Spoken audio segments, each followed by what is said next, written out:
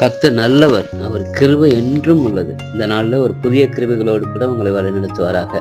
கொலோசியர் 1:13 இருளின் அதிகாரத்திலிருந்து நம்ம விடுதலை ஆக்கி தமது அன்பின் குமாரனுடைய ராஜ்யத்துக்குள் உட்படுத்தினவருமாய் இருக்கிற பிதாவுக்கு ஸ்தோத்திரம் என்று சொல்லி பார்க்கிறோம். நம்ம இருளின் அதிகாரத்திலிருந்து நம்மை விடுதலை செய்திருக்கிறார். முதலாவது ஆண்டவர் செய்த ஒரு பெரிய ஒரு அற்புதம் நம்முடைய வாழ்க்கையில இருளின் அதிகாரத்திலிருந்து நம்ம விடுதலை ஆக்கி இருக்கிறார். இருளுகள் நம்மை சூழ்ந்து இருந்தது, நம்மை வாழ விடாமல் நம்மை தடுத்து கொண்டிருந்தது. நமக்கு ஒரு நல்ல நிலை உண்டாகாதபடி இந்த இருளெல்லாம் நம்மை அழுத்தி கொண்டிருந்தது. ஆனால் ஆண்டவர் இருளின் அதிகாரத்திலிருந்து நம்மை அவர் விடுதலை செய்திருக்கிறார். முதலாவது.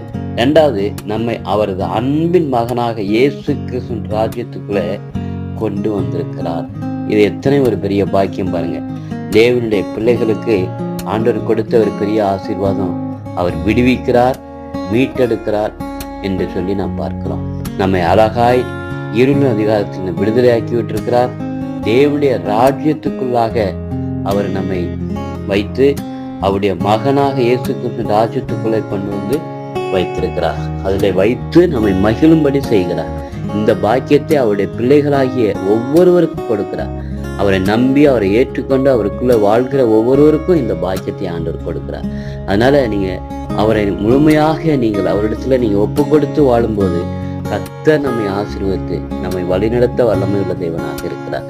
அதனால ஒன்றுக்கு நீங்க கவலைப்படாதபடி ஆண்டவருடைய கரத்துல ஒப்பு கொடுத்து செபிங்க. கர்த்தர் உங்களை ஆசீர்வதித்து உங்களை மேன்மைப்படுத்துவார். எந்த இருளாக இருந்தாலும் ஆண்டவர் மாற்ற வல்லமை உள்ளவராக இருக்கிறார். கவலை வேண்டாம். உலகத்துல சமானத்தோடு உங்களை வாழ செய்வார். அப்படிப்பட்ட அந்த கிருபைகளை உங்களுக்கு இந்த நாளில தந்து வழிநடத்தி தொடர்ந்து நாங்கள் செபிக்கிறோம். கர்த்தர் உங்களை ஆசீர்வதிப்பாராக. நல்ல தகப்பனே உங்களுக்கு ஸ்தோத்திரம். அப்பா, எங்களை இருளிருந்து விடுதலை செய்கிற தேவன் ஆண்டவரை, எங்களுக்கு ஆண்டவரே பெரிய தேவனுடைய ராஜ்யத்தினுடைய பிள்ளைகளாக எங்களை மாற்றி வைத்திருக்கிறேன். அதுக்காக நன்றி.